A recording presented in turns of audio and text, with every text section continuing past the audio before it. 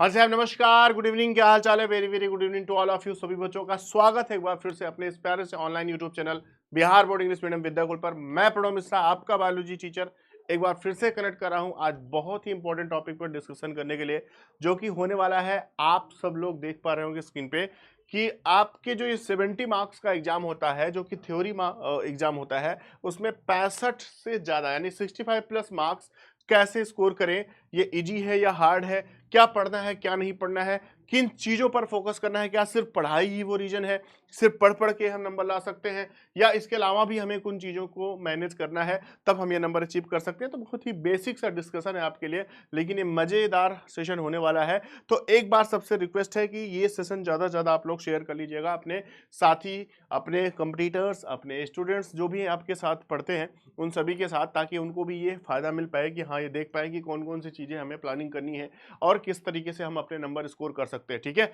तो एक बार फिर से बहुत ही ज्यादा वार्म वेलकम है आप सभी स्टूडेंट्स का, प्यारे साथियों का, इस प्यारे से ऑनलाइन यूट्यूब चैनल पर। तो आज हम चलते हैं डिस्कशन की तरफ और देखते हैं कि आपके एग्जाम में ये कौन कौन सी चीजें हैं जो मदद करने वाली हैं आपको 65 प्लस मार्क्स लाने के लिए। तो एक छोटा सा डिस्कशन जहां पर हम लोग देखेंगे कि scoring 65 out of 70 in class 12th biology, खास करके achieving a high score in class 12th biology requires a strategic approach. आप देख पा रहे होंगे आपको कुछ ना कुछ प्रॉपर स्ट्रेटेजी बनानी पड़ेगी, है ना। एक पूरा स्ट्रेटेजिक परफॉर्मेंस जब आप करेंगे किसी भी युद्ध को जीतने के लिए, अगर आप रणनीति बनाएंगे तब जाकर के वो युद्ध जीता जाता है। अपनी शक्ति का प्रदर्शन करते हुए सीधे लेकर के कूद जाओ, सामने वाला तुमसे ज्यादा शक्तिशाली है, तुमको उठा के गिरा देगा। जब तक आपके पास प्लानिंग नहीं होगी आप बिल्कुल ये चीजें सफल नहीं कर पाएंगे। तो स्ट्रेटेजी बनाना पड़ेगा आपको बाय मास्टरिंग की कंसेप्ट्स, है ना, practising effectively and managing your time, you can excel in this challenging subjects. तो इस क्योंकि बायोलॉजी को हमेशा अंडर एस्टिमेट किया जाता है, इजी है, पढ़ के निकाल लोगे, लेकिन जब आप बोर्ड एग्जाम देने जाते हो इसी साल, जब आपके सीनियर्स ने 2024 की बोर्ड परीक्षा दी तो पूरे बिहार में सिर्फ एक ही चीज गूंजी, यार बायोलॉजी का पेपर इतना टफ आ गया। जिस सब्जेक्ट को सबसे इजी माना जाता था उस सब्जेक्ट ने तुम सबको परेशान किया। तो क्या चीजें बदलनी है हमें, किन चीजों पर अब ध्यान देने की जरूरत है, और वाकई इसको यह समझना जरूरी हो गया है कि biology it's not a easy subject. तो बायोलॉजी के ऊपर हमें ध्यान देना है, प्लानिंग करनी है और एक पूरी तरीके से स्ट्रेटेजी बनानी है, तब जाकर के हम सफल होंगे इस एग्जाम में। तो आइए देखते हैं बेटा, तो यहाँ पे क्या क्या चीजें आपको करनी है। तो एग्जाम प्रिपरेशन स्ट्रेटजी, सबसे पहले तो मैं आपको बोलूंगा अपने एग्जाम को एक दुश्मन की तरह ट्रीट करो। ऐसे देखो कि वो उसके पास हमें हराने के लिए चीजें हैं और हमें उससे जीतना है, तो हमें हमेशा उससे एक कदम आगे चलना पड़ेगा और उसको इस तरीके से ट्रीट करो। पहली चीज तो अंडरस्टैंड द सिलेबस, सबसे बड़ी चीज होती है सिलेबस। आपको पता है आपका पाठ्यक्रम, आपको जब यही नहीं पता होगा कि एक्चुअली इस युद्ध में हमें किन किन शस्त्रों का इस्तेमाल करना है। अल्टीमेटली आपको ये पता होना चाहिए आपके पास 16 चैप्टर है बायोलॉजी में, उनको, उन चैप्टर्स के अंदर कौन कौन से इंपॉर्टेंट टॉपिक्स हैं, किस पर ध्यान देना है किस पर ध्यान नहीं देना है। तो सबसे पहला पॉइंट नोट करेंगे आप लोग कि हमें सिलेबस को अच्छे से थॉरली बहुत अच्छे से रिवाइज कर लेना है। सबसे पहले तो सब्जेक्ट के अपने सिलेबस से ही आप फेमिलियर होइए, familiarise yourself with the exam pattern and the weightage of the each topic to plan your study effectively. आप जानते हैं टोटल आपके पास 5 यूनिट है, आपके पास टोटल 5 यूनिट है और सबका वेटेज अलग है। पहले यूनिट में आप सिर्फ 6 नंबर पाते हैं, आप 18 पाते हैं, 18 पाते हैं, 18 पाते हैं, आप 10 नंबर पाते हैं। तो सबका एक अलग अलग वेटेज है ना। और सारे अगर अब एग्जाम के हिसाब से देखोगे कि किस किस यूनिट का वेटेज अलग है, तो जो ज्यादा नंबर है ना, मोर मार्क्स, जो टॉपिक्स आपके ज्यादा मार्क्स कवर कर रहे हैं उन पर आपको मोर मोर कंसंट्रेशन देनी पड़ेगी, उन पर आप ज्यादा ध्यान देंगे। सीधी सी बात है, ये छोटी सी स्ट्रेटजी है। की टॉपिक्स अब उन सिलेबस में भी उठाओ जो आपकी इंपॉर्टेंट टॉपिक्स हैं, उन सिलेबस में भी उठाइए जो आपके इंपॉर्टेंट टॉपिक्स हैं। इस पर हम लोग डिस्कशन कर चुके हैं, इस पर वीडियो भी हमने आपके लिए लाया है। आपके सिलेबस को जब रिफाइन कर रहे थे, हम बता रहे थे, तो वहीं पे बता दिए हैं कि ये सारे इंपॉर्टेंट टॉपिक्स हैं। तो उन सारे टॉपिक्स को शॉर्ट लिस्ट करो कि हाँ ये टॉपिक है, इस पर हमें ध्यान देना है। इस पर अगर प्रॉपर ध्यान देंगे तो हमारे नंबर ज्यादा आएंगे, जो आपके एग्जाम में बार बार पूछे जा रहे हैं। उन सारे टॉपिक्स को आप प्रायोरिटी पे रखो, उसको बार बार रिवाइज करो। Identify the most important and frequently asked topics and focus your efforts on mastering them. सबसे पहले जो इतने भी इंपॉर्टेंट टॉपिक्स हैं उनको शॉर्ट लिस्ट करो, अलग पेज पे लिखो, और उसको बार बार रिवाइज करो, उसको पढ़ो, क्योंकि बार बार वहां से क्वेश्चन पूछा जा रहा है और कितने प्रकार से क्वेश्चन पूछा जा रहा है, हर एक क्वेश्चन को सॉल्व करते चलो। समझ में आया? स्टेप बाय स्टेप चलो, देखो बहुत आसान हो जाएगा एग्जाम, पूरी स्ट्रेटेजी, क्योंकि हम उसकी प्लानिंग कर रहे हैं। आज के 6-7-8 महीने बाद आपको एग्जाम देना है और आज से ही स्ट्रेटेजी आपको बता दे रहा हूं, इस पे पूरी तरीके से लग जाइए। देख लीजिए पूरे बिहार बोर्ड में अभी पूरा एग्जाम कितना दूर है, लेकिन ये सब लास्ट में आपको बताया जाएगा, लेकिन मैं आज ही आपको डिस्कशन कर दे रहा हूं ताकि आज से ही आप अपने बोर्ड एग्जाम के लिए पूरी तरीके से लग जाइए। नाउ प्रैक्टिस रेगुलरली, सबसे बड़ी चीज, practice makes a man perfect, आपने सुना होगा, practice makes a man perfect. सबसे बड़ी चीज है कि एक दिन आप कोई काम करिए, 4 दिन छोड़ दीजिए, 5वें दिन आपको एक तरीके से फिर से जीरो से स्टार्ट कर रहे हैं। अगर किसी काम को करना है तो रेगुलर करिए, आप उसमें परफेक्ट ऑटोमेटिकली हो जाएंगे। तो प्रैक्टिस करिए, वो भी रेगुलर बेसिस पे। Solve a variety of practice questions and mock test to build your confidence and speed. मायने ये नहीं रखता कि आपको सब चीजें आती हैं, मायने ये रखता है उन सब चीजों को कितने समय में आप बता देते हैं, क्योंकि आपके पास समय की भी पाबंदी होगी एग्जाम में। 3 घंटे के अंदर ही आपको लिख के आना है, तो वहां पर क्या आप उसी टॉपिक को 6 घंटे या 7 घंटे के लिए लिखते रहोगे? क्या नहीं, हमें जितने टॉपिक्स हैं उनको 3 घंटे के अंदर अच्छे से लिख के आना है। तो प्रैक्टिस रहेगी, टॉपिक वाइज प्रैक्टिस रहेगी, टाइम का मैनेजमेंट रहेगा, तब आप बेहतर कर पाएंगे। समझ गए? तो ये तो हो गई एग्जाम प्रिपरेशन स्ट्रेटजी। अब इफेक्टिव स्टडी टेक्निक्स में हमें कौन कौन सी चीजें अप्लाई करनी है? सबसे पहले एक्टिव लर्निंग। एक्टिव लर्निंग मतलब वही बात है ना, एक दिन पढ़ रहे हो, 4 दिन सो रहे हो, नहीं, पढ़ते रहे, रेगुलर पढ़ रहे हैं और तरीके से पढ़ रहे हैं। स्टडी करना is not enough, you must have to smart study. पढ़ाई के साथ साथ आज ऐसे टेक्नोलॉजी है, इन सभी टेक्नोलॉजी का इस्तेमाल करिए। कितना बेहतर आप अपने टॉपिक को रिफाइन कर सकते हैं, रिफाइन करिए। बेहतरीन कंटेंट्स लीजिए, डायग्राम है तो उसकी जरूरत रखिए, ड्राफ्टिंग है उसको रखिए, आपके पास माइंड मैप की जरूरत पड़ रही है उसको रखिए। सब कुछ जितना बढ़िया आप अपने कंटेंट को डिजाइन करेंगे, उतना बढ़िया आप कॉपी लिखेंगे और उतना ही बढ़िया आप नंबर लेकर के आएंगे। तो engage in the activities like creating mind maps, diagrams and flash cards to reinforce your understanding. अपनी अंडरस्टैंडिंग को बिल्ड करने के लिए आपके पास माइंड मैप, डायग्राम्स, है ना, फ्लैश कार्ड्स, ये सारे होने जरूरी है। Now here is the interleaved practice, मतलब switch between the topic and concept to improve your ability to apply knowledge in the different context. अब एक ही चीज मैं तुमसे बोलूं, डेली दाल चावल खाते रहो, डेली एक ही चीज करते रहो, एक ही पैटर्न पे चलो, एक चैप्टर को ले लियो 4 दिन तक पढ़ते जा रहे हो, या बायोलॉजी उठा लियो 4 घंटे पढ़ते जा रहे हो, नहीं, आप स्विच करिए, टॉपिक्स को स्विच करिए, है ना, इवन सब्जेक्ट को भी स्विच करते रहिए, क्योंकि ये बहुत जरूरी है। अगर एक ही कंसेप्ट को आप ज्यादा देर तक पढ़ोगे तो बॉडी उस चीज को एक्सेप्ट करने से रोक देती है। आप जितना स्विच करते रहोगे, अच्छा तुरंत नहीं स्विच करना, कुछ समय तक पढ़िए, जब आपको लग रहा है ये चीजें तैयार होने की कगार पर है या तैयार हो गई हैं, तो आप टॉपिक को स्विच कर लीजिए, आप दूसरे टॉपिक पर मूव कर जाइए, उसको पढ़िए, थोड़ा सा माइंड को रिलैक्सेशन मिलेगा, दूसरी चीज जानने का मौका मिलेगा। तो जितनी नई नई चीजें आएंगी, माइंड उसको स्वीकार करेगा, उसको एक्सेप्ट करेगा बहुत आसानी से, क्योंकि उसको भी अच्छा लगेगा। ठीक है ना? तो आपको टॉपिक स्विच करते रहना है, बीच बीच में एक्टिव लर्निंग करती रहनी है। साथ ही साथ स्पेस्ड रिपीटिशन, मतलब एक सबसे बड़ी चीज रिवीजन। आप जानते हैं ना, रिवीजन ये बहुत ही इंपॉर्टेंट है, क्योंकि आप जानते हैं विजन से ज्यादा जरूरी होता है रिवीजन, यानी कि दोबारा दृष्टि। तो आप जो चीजें पढ़ते हुए एक चैप्टर, दूसरा चैप्टर, तीसरा चैप्टर, है ना, पढ़ते हुए आप चौथे चैप्टर पे चले गए, तो चौथे चैप्टर पे तो चले जा रहे हो, पहले की खबर लिए हुए 2 महीना हो गया, ये अच्छी बात है क्या? 2 महीने में तो पहला चैप्टर भूल चुका होगा? नहीं। तो आप अगर चौथे तक पहुंचे हो, दैट्स गुड, बट उसी बीच में एक दिन समय निकाल करके पहले को, फिर समय निकाल करके दूसरे को, फिर समय निकाल करके तीसरे को एक छोटा सा रिवीजन मार लो। अगर ये रिवीजन नहीं मारोगे तो आप आगे तो बढ़ते जा रहे हो, लेकिन पीछे चीजें साफ होती जा रही, ये भी तो गड़बड़ है। समझ पा रहे हो ना? ये वो चीजें हैं बेटा जो बहुत व्यवहारिक चीजें हैं, जो हमारे आपके बीच में होती रहती हैं, जिनको हम लोग इग्नोर करते हैं, लेकिन इन्हीं छोटी छोटी चीजों को जो ध्यान में रखता है, इन्हीं छोटी छोटी चीजों पर जो पकड़ बनाता है, वो एक दिन टॉपर बनता है, वो एक दिन स्टेट टॉपर बनता है, वो डिस्ट्रिक्ट टॉपर बनता है, वो आपके बोर्ड एग्जाम को टॉप कर जाता है, और हम लोग बीच में कहीं गलती खा करके मात खा जाते हैं। ठीक है? तो इन चीजों पर प्लीज ध्यान देते रहिए, और यही चीजें हैं जो आपको एक दिन स्ट्रांग बनाएंगी। Now mastering the long term memory, ये सबसे बड़ी चीज है, आपके दिमाग को कैसे बढ़ाना है। जैसे निमोनिक्स, सबसे बड़ी चीज ये बात होती है, जैसे आप किसी चीज को किसी से कनेक्ट कर दीजिए, मतलब समझे, जैसे मैंने कहा कोई वर्ड है, कोई अगर वर्ड है वो तुम्हें याद नहीं हो रहा है, तो उस वर्ड को याद करने के लिए आप उससे रिलेटेड किसी नाम से उसको कनेक्ट कर दीजिए। कोई बंदा है, जैसे वो दिख रहा है, उसको याद कर लो। कोई पेड़ है, उससे याद कर लो।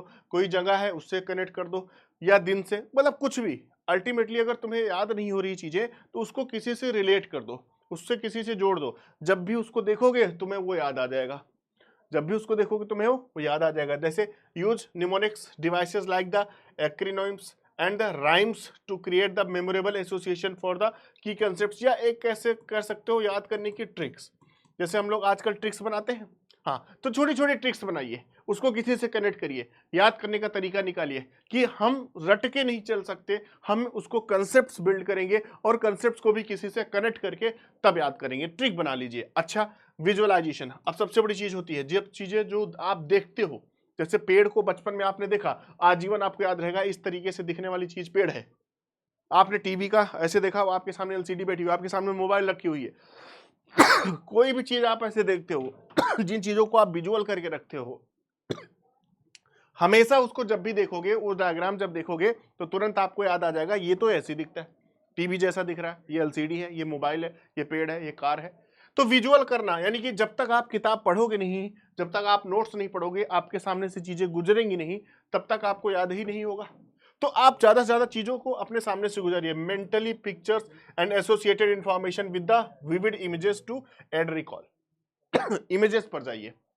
जैसे किताब को आप बार बार रिवाइज करते हैं ना, कॉपी को बार बार पढ़ते हैं ना, तो जब आप कॉपी लिख रहे होगे, जब एग्जाम टाइम में आप खुद लिख रहे होगे, तो आपको याद आता है यार इस पेज में ऊपर किनारे की तरफ ये लिखा था, एक इमेज आपके दिमाग में बन जाती है, तो वो आसानी से याद हो जाती है। तो बार बार रिवीजन का ही असर है कि वो विजुअल रहता है। Like elaboration, explain the concept in your own words and connect them to your prior knowledge. जैसे अगर किताब में जो चीजें लिखी हुई है एज इट इज तुम्हें लिखने को बोल दिया जाए कि जाओ एग्जाम में वैसे एज इट इज लिख के चले आओ, या कोई नोट्स किसी टीचर ने दे दिया, उसमें उसी का आंसर दिखा हुआ है और उसको बोले जाए एग्जैक्ट वैसे लिखते हुए चले आओ, या आज मैं तुम्हें कुछ समझा रहा हूं, इन चीजों को आप अपने दिमाग से कुछ समझे, और समझने के बाद आपको क्या लगा, इसको कैसे रिप्रेजेंट करना है, कैसे बताना है, अपनी लैंग्वेज में बतानी है। अपनी लैंग्वेज में लिखने में आसानी होती है एज कंपेयर टू किताबी लैंग्वेज में। तो आप अपनी लैंग्वेज को भी बिल्ड करिए कि खुद उसको कुछ आंसर दे पा रहे हो, खुद समझा पा रहे हो, है ना। तो एलेबोरेशन करिए अपनी लैंग्वेज में, ध्यान समझ गए। निमोनिक्स किसी से कनेक्ट करिए, ज्यादा रिवीजन करिए, देखिए, इमेज बनाइए डायग्राम के हिसाब से, और लिखने की प्रैक्टिस खुद डालिए, अपनी लैंग्वेज में लिखिए, क्योंकि कॉपी जितनी अलग होगी उतना अच्छा आपको नंबर मिलेगा। Now time management is very important part of this topic, है ना। सबसे बड़ी चीज है टाइम का मैनेजमेंट। प्रायोरिटीज, किस पर फोकस ज्यादा करना है, किन टॉपिक्स पर ज्यादा फोकस करना है। जैसे मैं अगर आपको बोलूं, पहली यूनिट आपकी रिप्रोडक्शन है, 6 नंबर की आती है, बड़ी यूनिट है, समय लेगी, 1.5-2 महीने तक पढ़ते रहोगे, लेकिन नंबर तो 6 ही देगी। लेकिन अगर जेनेटिक्स की बात करें, या बायोटेक की बात करें, या आपकी फूड इन्हांसमेंट की बात करें, वो चौथी यूनिट जो है वो छोटी है, 18 नंबर देगी। तो तुमको पता होना चाहिए कि कहां पर हमें ज्यादा समय खर्च करना है। जो यूनिट बड़ी है लेकिन नंबर कम दे रही है, उस पर कम समय दो, उस पर इंपॉर्टेंट टॉपिक्स को निकाल लो, वही पढ़ लो, बात खत्म करो। तो प्रायोरिटीज के बेसिस पर आप टाइम दीजिए, शेड्यूल बनाइए, कभी भी उठा करके कुछ भी पढ़ना मत शुरू कर दीजिए। एक सेल्फ असेसमेंट टाइम बनाइए, सुबह उठना है, बायो रिवाइज करना है, दोपहर में है हम फिजिक्स लगाएंगे, शाम को हम केमिस्ट्री पढ़ेंगे, रात में फिर बायोलॉजी प्रैक्टिस करेंगे, हिंदी इंग्लिश थोड़ी देर देखेंगे, फिर सो जाएंगे, जो भी है। और वो साइकिल फॉलो करिए कि आज अंग्रेजी पढ़ लिया, फिर 4 दिन अंग्रेजी का नंबर नहीं आया, आज हिंदी पढ़ लिया, 5 दिन हिंदी याद ही नहीं आ रही, एग्जाम टाइम पे याद कर लेंगे, नहीं। थोड़ा थोड़ा बूंद बूंद से ही घड़ा भरता है। तो डेली पढ़िए, धीरे धीरे पढ़िए, और एक दिन वही पूरी तैयारी आपकी पूरी हो जाएगी। लेकिन एक दिन लेकर के बैठोगे एग्जाम के पहले, तो लगेगा इतना सारा सिलेबस कैसे मैं खत्म करूंगा। तो वहां होता है प्रेशर, वहां होती है गड़बड़ी, वहां होते हैं आप fail. Now the minimise the distractions, the most important topics. आजकल तो भैया सबसे बड़ी चीज है मोबाइल। हम लोग अभी पढ़ रहे हैं, आज हमारा अभी वीडियो देख रहे हो 2 मिनट, मेरा वीडियो खत्म होने दो, उठा करके रील्स शुरू हो जाएगी, उठा करके फेसबुक हो जाएगा, स्नैप पे भेजना है, हेलो मैंने पढ़ा। जितना पढ़ना नहीं है उससे ज्यादा स्नैप भेजना है ना। खा रहे हैं, पी रहे हैं, कुछ भी कर रहे हो हर चीज बताना जरूरी है। बाबू देखो मैं ये किया, बाबू मैं ये किया, आज ऑक्सीजन लिया, कम ऑक्सीजन लिया, निकाला कम निकाला, खाया कम खाया, हरा खाया पीला खाया, सूंघा कम सूंघा, सब चीज बताना है ना। तो नहीं, तो ये डिस्ट्रैक्शंस कम करो भाई, है ना। ये जितनी टेक्नोलॉजी आपके लिए यूजफुल है उससे ज्यादा डिस्ट्रैक्टेड भी है, उससे ज्यादा परेशान भी करती है। तो आपको अपने डिस्ट्रैक्शंस को, मैं जरूरी नहीं है कि आप फोन में ही डिस्टर्ब हो सकते हैं, आप हो सकता है घर पे खेल कूद में या घर के माहौल से, किन्हीं भी चीजों से आप डिस्ट्रैक्ट हो सकते हो। तो उन सभी डिस्ट्रैक्शंस को दूर करिए जो आपकी स्टडी से आपको दूर कर रही हैं। Now the most important previous year questions, PYQs पर तुम फोकस करो, क्योंकि तुम्हें अपने एग्जाम से रिलेटेड क्वेश्चंस पता होना चाहिए। Familiarize with the exam format, solve past paper to understand the exam pattern, questions types and the time constraints।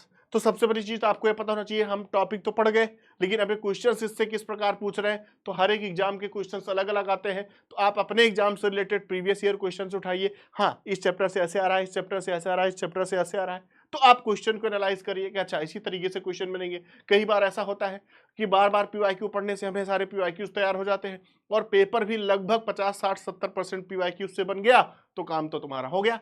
तो इसलिए पीवाईक्यू ज्यादा से ज्यादा सॉल्व करिए। Identify the weakness, analyse your performance to pinpoint areas that need more attention. तो अपनी weakness तुमको हमेशा पता होगी कि हमारा ये टॉपिक कमजोर है, जेनेटिक्स कमजोर है, बायोटेक्नोलॉजी कमजोर है, इकोलॉजी कमजोर है या रिप्रोडक्शन कमजोर है।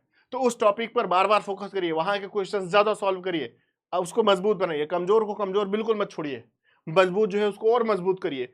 Improve timing and the strategies, है ना। Practise mock test, develop effective time management and exam taking strategies.